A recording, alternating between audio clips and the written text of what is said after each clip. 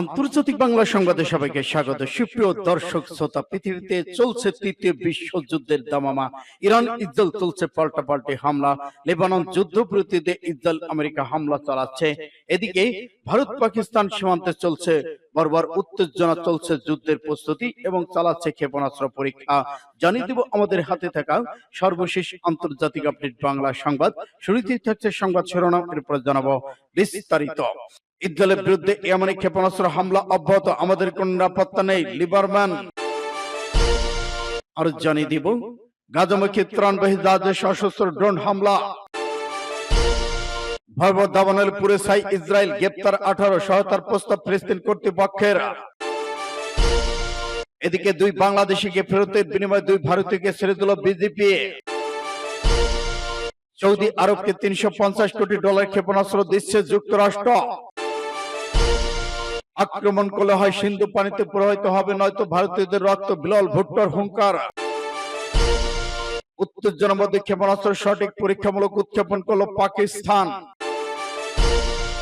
এবং সর্বশেষে জানিয়ে দিব ইসরায়েলের যুদ্ধ মন্ত্রণালয় ইয়েমেনের সফল হাইপারসোনিক পরীক্ষা ক্ষেপণাস্ত্র।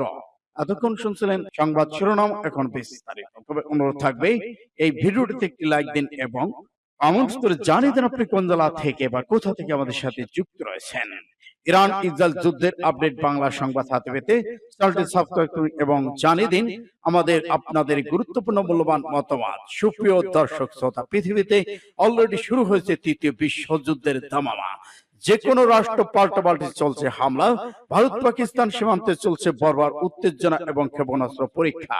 সুপ্রিয় দর্শক শ্রোতা, জানিয়ে দিন এই সংবাদ সম্পর্কে আপনার গুরুত্বপূর্ণ মূল্যবান মতামত।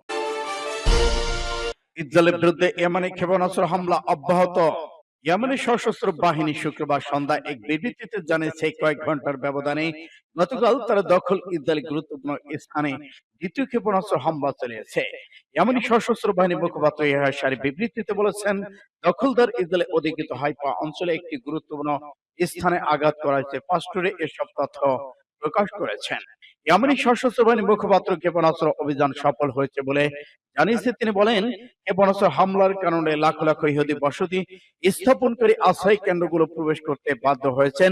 ইহুদিবাদী সূত্রগুলো জানিয়েছে, ইয়েমেন থেকে ক্ষেপণাস্ত্র হামলার পর অধিকৃত ফিলিস্তিনিদের সাইরেন শোনা গেছে। এদিকে ইহুদি ইসরায়েলের সাবেক যুদ্ধমন্ত্রী অ্যাভিগডর লিম্যান যুদ্ধপ্রতি নেতানিয়াহুর মন্ত্রিসভা তীব্র সমালোচনা করে বলেছেন, ইসরায়েল নিরাপত্তার পরিস্থিতিকে বিপর্যয়কর অবস্থায় পৌঁছে গেছে। তিনি আর বলেন, যতক্ষণ এই মন্ত্রিসভা ক্ষমতায় থাকবে ততক্ষণ কোন নিরাপত্তা থাকবে না।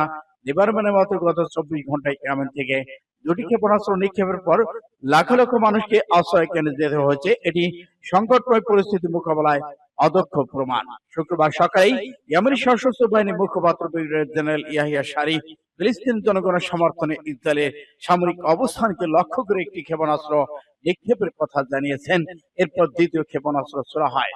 ইহুদিবাদী শত্রুগুলো যুদ্ধবিরতি ভেস্তে যাওয়ার 18 মাসে গাজায় পুনরায় হামলা শুরু হওয়ার পর থেকে ইয়েমেন থেকে ইসরায়েলের দিকে 25টি ব্যালিস্টিক ক্ষেপণাস্ত্র নিক্ষেপ করা হয়েছে। এদিকে ইয়েমেনের সেনাবাহিনী গত কয়েক মাস ধরে নিয়মিত ইসরায়েলের সামরিক লক্ষ্যবস্তু আক্রমণ করে যাচ্ছে। একই সাথে ইহুদিবাদী সরকারের উপর অবরোধ আরোপ করে রেখেছেন। গাজামুখী ত্রাণবাহী জাহাজে সশস্ত্র ড্রোন হামলা। মানবিক সহায়তা বোঝাই গাজামুখী একটি জাহাজে সশস্ত্র ড্রোন দিয়ে হামলা চালানো হয়েছে। এতে জাহাজটি বিকল হয়ে গেছে। মাল্টা উপকূলে আন্তর্জাতিক জলসীমায় হামলা চালানো হয়েছে বলে জানিয়েছে অনলাইন দ্য গার্ডিয়ান। এতে বলা হয়, শুক্রবার এক বিবৃতিতে ওই হামলার জন্য ইসরায়েলকে দায়ী করেছে মানবিক সহায়তা আয়োজনকারী সংগঠন ফ্রিডম ফ্লোটিলা কোয়ালিশন এফএফসি। বলেছে, নিরস্ত্র বেসামরিক জাহাজটির সম্মুখভাগে সশস্ত্র ড্রোন দিয়ে দুইবার হামলা চালানো হয়েছে। এতে জাহাজটি আগুন ধরে যায় এবং এর অবকাঠামো বড় ধরনের ফাটল দেখা দিয়েছে। যদিও এ বিষয়ে কোনো মন্তব্য করেনি ইসরায়েল। শুক্রবার ভোরে জাহাজের জেনারেটরকে লক্ষ্য করে হামলা চালায়। গাজাবাসীর জন্য মানবিক সহায়তা নিয়ে গাজার দিকে যাওয়ার পথে পাল্টা উপকূল থেকে 14 নটিক্যাল মাইল দূরে হামলার শিকার হয় জাহাজটি। জেনারেটরকে লক্ষ্য করে হামলা চালায় জাহাজটি পুরোপুরি বিদ্যুৎ বিচ্ছিন্ন হয়ে পড়ে এবং ডুবে যাওয়ার ঝুঁকিতে রয়েছে।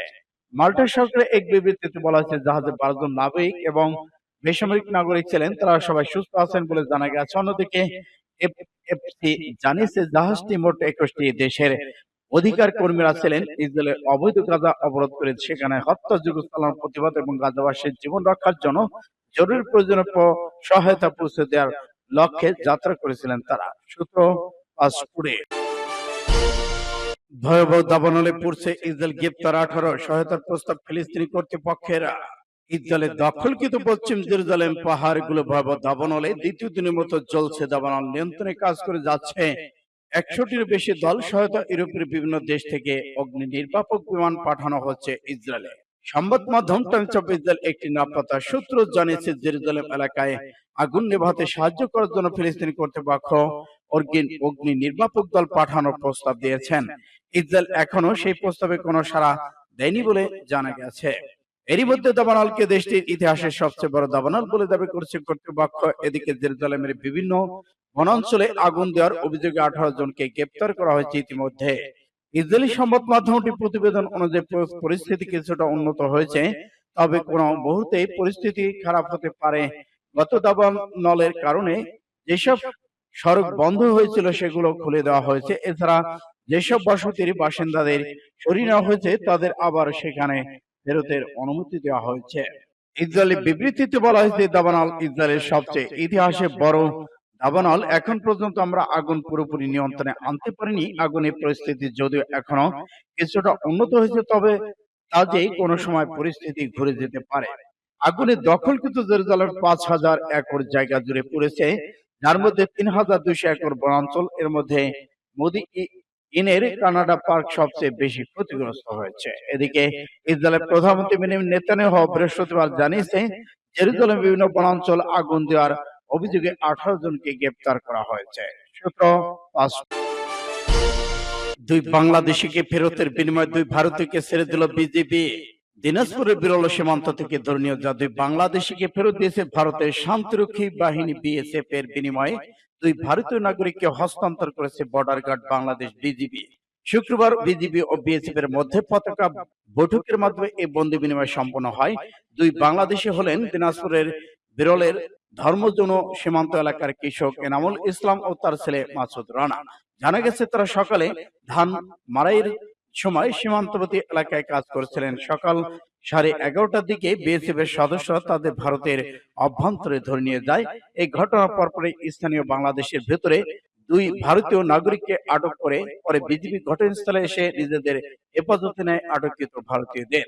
আটক ভারতীয়রা হলেন ভারতের কৃষক এলিসা সনেন এবং অবিনাশ টুডু। স্থানীয় জানায়, তারা বাংলাদেশে একটি সেচ যন্ত্র থেকে পানি নিতে এসেছিলেন। সীমান্ত উত্তেজনা যেন না বাড়ে সেজন্য তাৎক্ষণিকভাবে বিজিবি এবং বিএসএফ পতাকা বৈঠকে বসেছেন। বৈঠকের মাধ্যমে দুই দেশের নাগরিকদের শান্তিপূর্ণ ভাবে হস্তান্তর করা হয়েছে। সৌদি আরবকে $350 কোটি ক্ষেপণাস্ত্র দিচ্ছে যুক্তরাষ্ট্র। তেল সমৃদ্ধ সৌদি আরবের কাছে $350 কোটি ক্ষেপণাস্ত্র বিক্রির অনুমোদন দিয়েছে যুক্তরাষ্ট্র। মার্কিন প্রেসিডেন্ট ডোনাল্ড ট্রাম্পের সৌদি সফরের আগে শুক্রবার এই অনুমোদন দেওয়া হয়। 13 থেকে 16 মে সৌদি আরব এবং কাতার সংযুক্ত আরব আমিরাত সফর করবেন ট্রাম্প। যুক্তরাষ্ট্রের পররাষ্ট্র দপ্তর জানিয়েছে, ক্ষেপণাস্ত্র বিক্রি নিয়ে সৌদি আরবের সঙ্গে চুক্তির বিষয়টি আরো কংগ্রেসকে জানিয়েছে। এই ক্ষেপণাস্ত্রগুলোর মধ্যে থাকবে মধ্যপলার 1000 AIM এবং 120 ক্ষেপণাস্ত্র। আকাশে থাকা লক্ষ্যবস্তু ধ্বংস করার জন্য যে কোনো আকাশযান থেকে এয়ার টু এয়ার এবং ক্ষেপণাস্ত্র ছোড়া হয়। তেল সমৃদ্ধ সৌদি আরবের সঙ্গে বড় ধরনের বাণিজ্য চুক্তির কথা আগে থেকেই বলে এসেছিলেন ট্রাম্প। এছাড়া ইউক্রেন যুদ্ধ বন্ধ হয়ে মস্কো কিয়েভের মধ্যে যুক্তরাষ্ট্রের কূটনৈতিক প্রচেষ্টা গুরুত্বপূর্ণ মধ্যস্থতাকারী হিসেবে ভূমিকা পালন করেছে রিয়াদ। খবর এপির। আক্রমণ করলে সিন্ধুতে পানি প্রবাহিত হবে, নয়তো ভারতীয়দের রক্ত, বিলাল ভুট্টোর বড় হুঙ্কার। Pakistan peoples party PPP chairman Bilawal Bhutto Zardari নয়াদিল্লিকে করা হুঁশিয়ারি দিয়ে বলেছেন, যদি ভারত আক্রমণ করে তাহলে মনে রাখবেন, হয় সিন্ধু নদীতে পানি প্রবাহিত হবে, নয়তো প্রবাহিত হবে ভারতীয়দের রক্ত।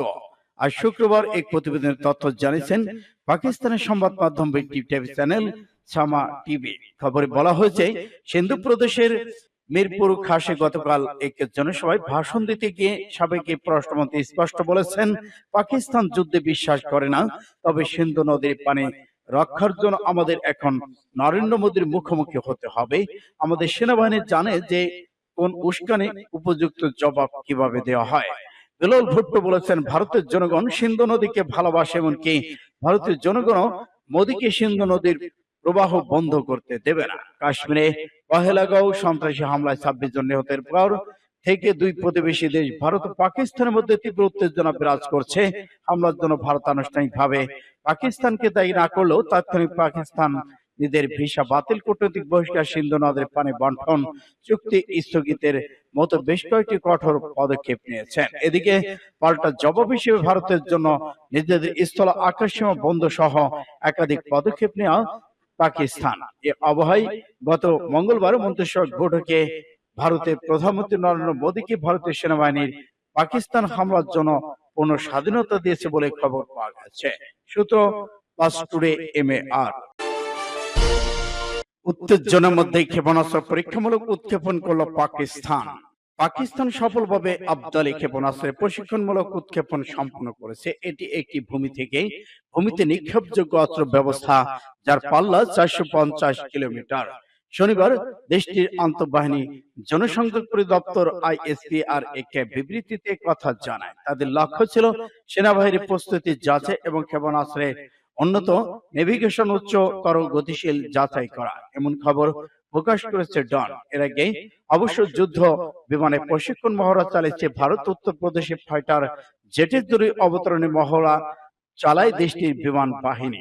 পাকিস্তানি ক্ষেপণাস্ত্রটি ছিল এক্সো ইন্ডাস নামক মহাকাশের অংশ। এতে উপস্থিত ছিলেন আর্মি স্ট্র্যাটেজিক ফোর্সের কমান্ডো AFCS প্রধান, কৌশলগত পরিকল্পনা বিভাগ ও অন্যান্য ঊর্ধ্বতন কর্মকর্তারা। সঙ্গে ছিলেন কৌশলগত প্রতিষ্ঠানের বিজ্ঞানী ও প্রকৌশলীরা।